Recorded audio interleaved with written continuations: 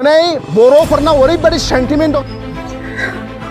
Custom बसुमतारीनि मोनसे गोख्रों राव आसाम सरकारा आल्फाखौ सनमान होयो नाथाय एनडिबि फोरखौ सनमान होआ होननानै फोरमायथिदों।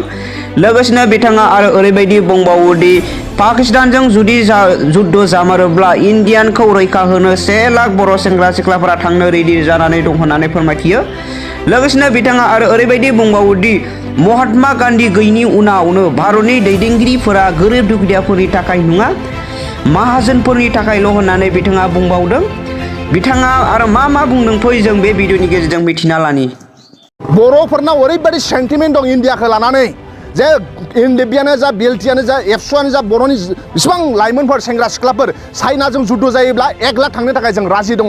पाकिस्तानजों जुद्ध जायोब्ला इन्डियाखौ रैखा खालामनो थाखाय 1 लाख जन बर' सेंग्रा सिख्लाया थांनो थाखाय जोङो रैखा दङ। जोङो जाथि प्रेमि बिरादनो इन्डियाखौ जों बिराद मोजां मोनो। ओंखायनो जोङो भारत उदांस्रि जाखांनायनि उनाव 70 बोसोरनि उनावबो गावनि हादोरनि आयेनखौनो जों बायनो गोनां जादों।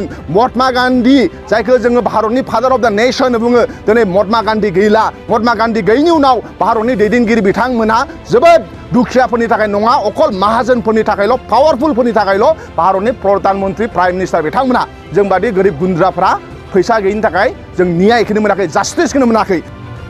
आल्फा बिथांमोना दिनैसिमबो एकर्ड जायाखै, नाथाय आल्फानि दैदेनगिरिफोरा थाङोब्ला रेड कार्पेट बहायो।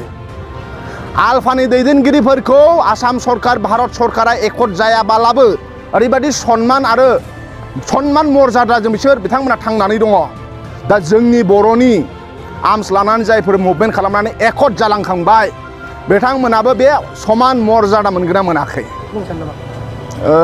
दिनै एनडिएफबि जे दाथ' सुक्ति जालांखांबाय बिनिनो गायसनगिरि आफादगिरि मानाव गेदेर रन्जन दैमारि सार बिथांखौ जोंनि सानैसो लोगो बिथांमोनहा बैसागुनि थाखाय मान लाहैनाय हाबाफारि दंमोन, आंखौबो लेंदोंमोन। दा आं बिदिनो खाबु मोननायखाय आंबो मानाव गेदेर रन्जन दैमारि एनडिएफबिनि फाउन्डार चेयारमेन आरो बिथाङा एनडिएफबिनिल' दैदेनगिरि नङा, हारिनिनो दैदेनगिरि, जाथिनिनो दैदेनगिरि। बिथांखौ लोगो मोननानै मोजां नांदों आरो माखासे बाथ्राफोरजों सावरायलायदों। दा आं बुंनांगौआ बेनोल' जे दिनै आसाम सरकारखौ बुंनो नांगोन जे बिटिआर सुक्ति जाबाय, दुलाराय बर' फरायसा आफाद आरो बर' हारिनि माखासे दैदेनगिरिफोरनि नाजानायाव आरो एनडिएफबि इउबिपिअनि नाजानायाव बिटिआर सुक्ति जाबाय। बिटिआर सुक्ति जाखांनानैबो दिनैसिमबो जे माखासे आफादनि दैदेनगिरि आरो सोद्रोमाफ्रा दिनैबो जोबथेसालियाव दङ। दा बिथांमोनहा गाबोन बैसागु खुंगोन। दा बैसागु समाव आं दुखु नांनाय बाथ्राखौ बुंनो लुबैयाखैमोन, नाथाय माखासे खोथाखौ जोङो बुंथारनो नांगोन आरो खोनासंथारनो नांगोन। खोथा फैयोब्ला आयेननि खोथाखौनो जों दिनै सावरायगोन।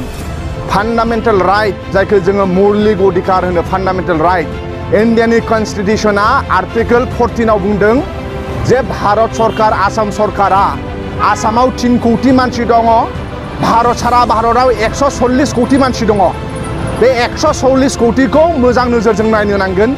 आसामनि 3 कौटि 40 लाखखौ इकुवेल बिफर ल' होनदों जे आयेननि गेजेरजों सब समान। दा बर'फोरजों आसाम सरकारा समान नोजोरजों नायगोन ना नायाखै बाव प्रश्न फैदों।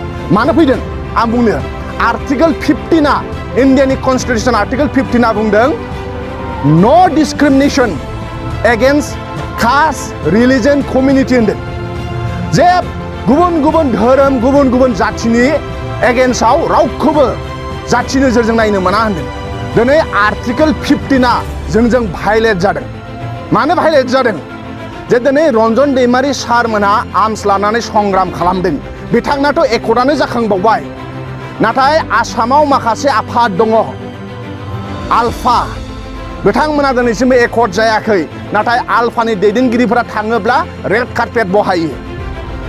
आल्फानि दैदेनगिरिफोरखौ आसाम सरकार भारत सरकारा एकर्ड जायाबालाबो ओरैबायदि सनमान मर्यादाजों बिथांमोना थांनानै दङ।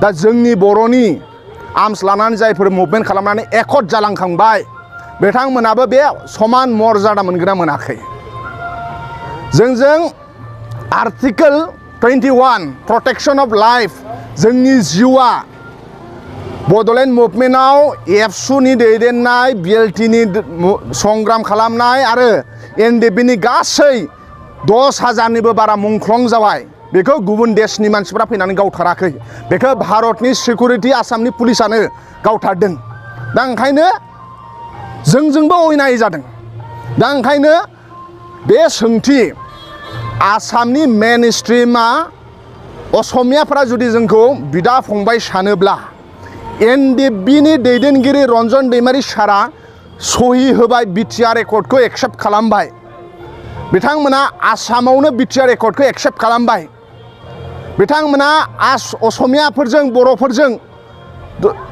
गोरोबबाय अब्ला दिनै बिथांमोनखौ एनडिएफबिनि दैदेनगिरि रन्जन दैमारि बिथांमोनखौ आसामनि दैदेनगिरि बिथांमोना गावनि फंबाय नोजोरजों नायगोना नायाखै दासान्दि रन्जन दैमारि सारा माबोरै दं एसे बुंनो हागोन नामा बेनि सायाव नोंथाङा जे लोगो हमना फैबाय बिथाङा बोरै दङ बिथाङा सासे